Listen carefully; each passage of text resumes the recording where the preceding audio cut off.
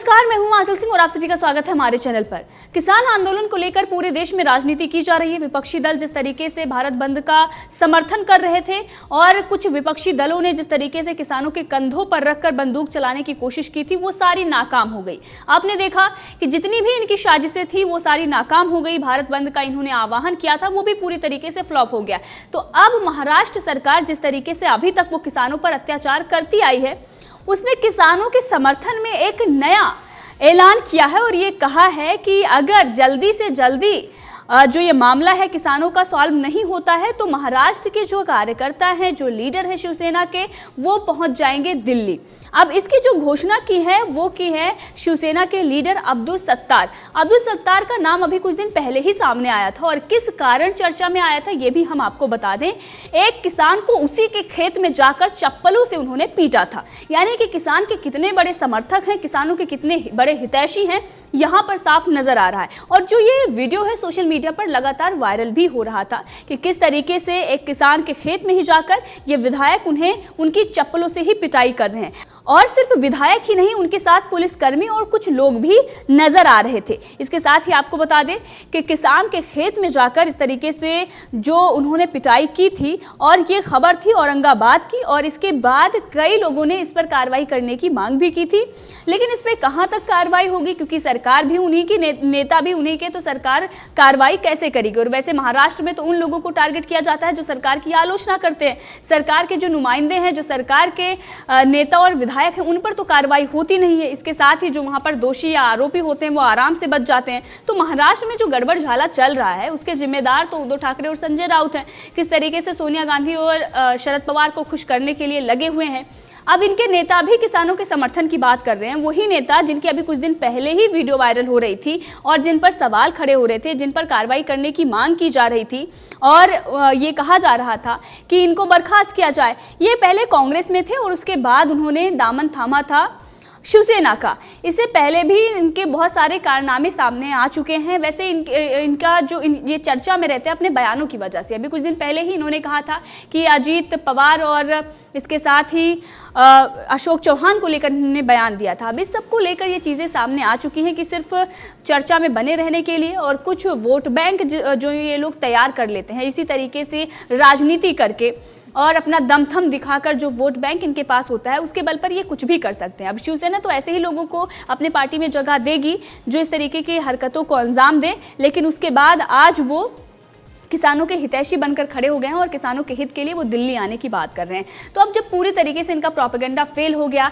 बड़ी बड़ी चीज़ें इनके तरफ से की गई, जिस तरीके से भारत बंद का समर्थन कर रहे थे, पूरी इनकी महाविकास अघाड़ी सरकार लगी हुई थी कि हम भारत बंद का समर्थन कर रहे हैं। वहीं पर शरद पवार की भी पोल खुलती है कि किस तरीके से पहले उसी कानून का समर्थन कर रहे थे, लागू करने की अपील की जा रही थी, उनके तरफ से मुख्यमंत्री को पत्र लिखे गए थे। आज वो इसका विरोध कर रहे हैं, राष्ट्रपति से भी मिलने जा रहे हैं। इन सब चीज़ों से ये साफ नजर आ रहा है कि इस पर सियासत की जा रही है, राजनीति की जा रही है, सिर्फ और सिर्फ ड्रामा है, दिखावा है। किसानों की हितैषी एक भी पार्टियां ये जो खड़ी हुई हैं एक भी नहीं है। ये सारे विपक्षी दल वोट बैंक की राजनीति कर रहे हैं। अब इसके साथ ही अगर हम बात करें तो दिल्ली आने की ये बात कर रहे हैं। अब ये तो इनके बारे में बात हो गई, जो पर्सनल चीज़ें हैं, कितने बड़े हितैषी हैं इस बारे में।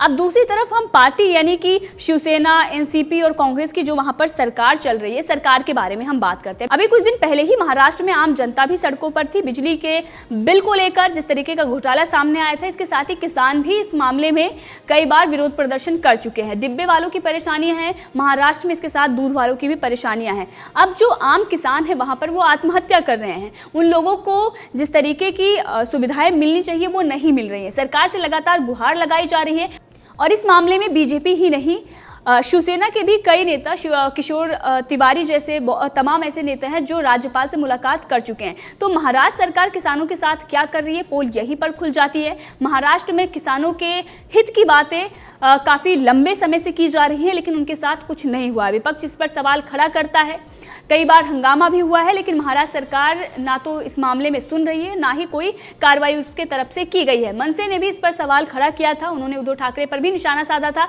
लेकिन अब तक किसानों के हित के लिए कोई काम नहीं किया गया है। अब किसानों के हितैषी बनने का जो ढोंग रचा जा रहा है, अब दिल्ली कूच करने की बात कही जा रही है और ये कहा जा रहा है कि हम दिल्ली पहुंच जाएंगे। तो क्या दिल्ली उनके जो पार्टी कार्यकर्ता है या नेता हैं आकर वो किसानों के हितैषी बन जाएंगे और उस कानून का विरोध कर रहे हैं जो किसानों के हित में है। किसानों का हित मारकर अगर कोई खा रही है तो महाराष्ट्र में जो सरकार इस वक्त है वो खा रही है, वो किसानों के लिए काम नहीं कर रही है। वहां पर उनको अपने महाराष्ट्र में किसानों की जो दशा है वो सुधारने की जरूरत है। किसान आत्महत्या कर रहे हैं, ये महाराष्ट्र सरकार को देखना चाहिए। बाकी जो प्रदेश के किसान हैं वो काफी खुश हैं, जहां के लोगों की दिक्कतें हैं वो सरकार से बात की जा रही है और इसमें इस तरीके की अगर राजनीति शिवसेना करती है तो इससे ये साफ दिखाई दे रहा है कि किसानों के हितैषी बनने का ये ढोंग कर रहे हैं। अगर किसानों के हितैषी होते तो महाराष्ट्र में वो किसानों की समस्याओं का निवारण करते और विपक्ष इतने दिनों से सवाल खड़ा कर रहा है वो इस पर सुनवाई करते, लेकिन उन्होंने तो जो इस बार सत्र बुलाना था वो भी उन्होंने नहीं बुलाया और वो सदन में भी नहीं आना चाहते हैं, वो संसद सत्र का सामना भी नहीं करना चाहते हैं। इस सब से कांग्रेस और एनसीपी और शिवसेना की जो पोल है वो सामने से खुल जाती है और ये जो लीडर हैं अब्दुल सत्तार, जिन्होंने अपने आप को किसानों का सबसे बड़ा हितैषी समझा है, इनके बारे में तो हमने आपको पहले ही बता दिया कि चप्पलों से इन्होंने किसान को पीटा था और आज ये किसान के हितैषी बनकर दिल्ली आने की बात कर रहे हैं। इसके साथ ही पार्टी, चाहे वो संजय राउत हों या फिर उद्धव ठाकरे हैं, जिस तरीके से लगातार वो किसानों के समर्थन में हितैषी बनने का ढोंग कर रहे हैं, भारत बंद का ऐलान कर रहे थे, भारत बंद का समर्थन कर रहे थे, तमाम चीज़ें उनकी तरफ से की गई थी और पूरे देश में हमने देखा तस्वीरें आ चुकी हैं,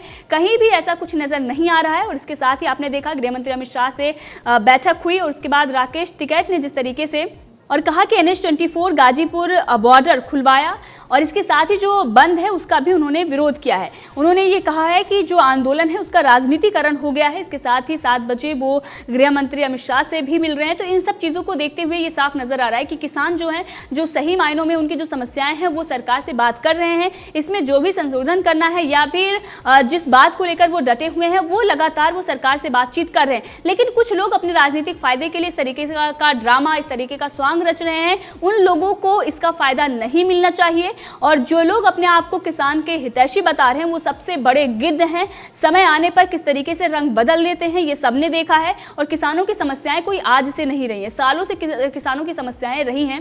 किसान हमेशा से ही आत्महत्या करता आया है। आपने देखा कमलनाथ का बयान आ चुका है, उन्होंने कहा कि 30 साल पुराना जो किसान था वो आज नहीं, आज जागरूक है और आज सब चीज़ समझ रहा है। यानी कि 30 साल पहले आप किस तरीके से बेवकूफ़ बना रहे थे, सालों से आपने किसानों के जो हक की लड़ाई थी वो आपने नहीं लड़ने दी, किस तरीके से आपने उन पर अत्याचार किए, ये सारी दुनिया देख रही है।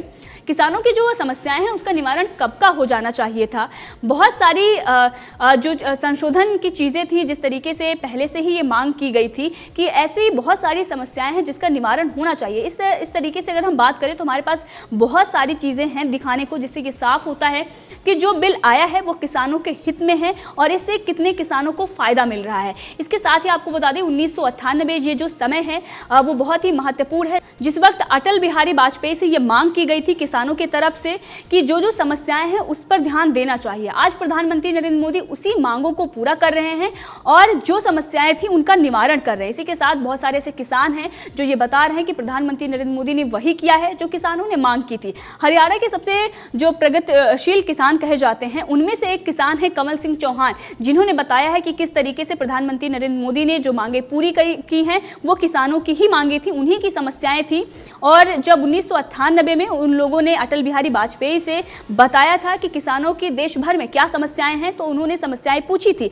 तब किसानों ने वाजपेयी जी के सामने सुझाव रखा था कि कॉन्ट्रैक्ट फार्मिंग के साथ साथ प्रोसेसिंग यूनिट को डायरेक्ट यानी कि सीधे खरीद करने की सुविधा मिले तो किसानों को काफ़ी फायदा होगा। आज प्रधानमंत्री नरेंद्र मोदी उसी पर काम कर रहे हैं और उस वक्त भी वाजपेयी जी ने ये पूछा था, तब किसानों ने ये जवाब दिया था कि किसान कॉन्ट्रैक्ट फार्मिंग से बासमती चावल या कोई दूसरी फसल तो पैदा कर लेंगे, लेकिन यदि कोई भी प्रोसेसिंग यूनिट उसे नहीं खरीद सकेगी तो खेती का कोई लाभ नहीं होगा। अब प्रधानमंत्री उनकी ये जो ज़रूरतें थी उसी को पूरा कर रहे हैं और आज कांग्रेस इसका विरोध कर रही है। तमाम विपक्षी पार्टी सिर्फ राजनीति करने के लिए, लोगों में भ्रम फैलाने के लिए, और एक हमारे देश में चलन हो गया है किस तरीके से हमने देखा कि छोटी छोटी बातों पर किस तरीके से भ्रम फैलाया जाता है, जो उनके हित में भी होता है उस पर भी लोगों को भ्रम में डालकर और किस तरीके से खड़ा कर दिया जाता है। कुछ किसानों की मांगे हैं वहाँ पर जो आंदोलन कर रहे हैं, कुछ किसानों की मांगे हैं, लेकिन वो इस कानून से जुड़ा है ही नहीं।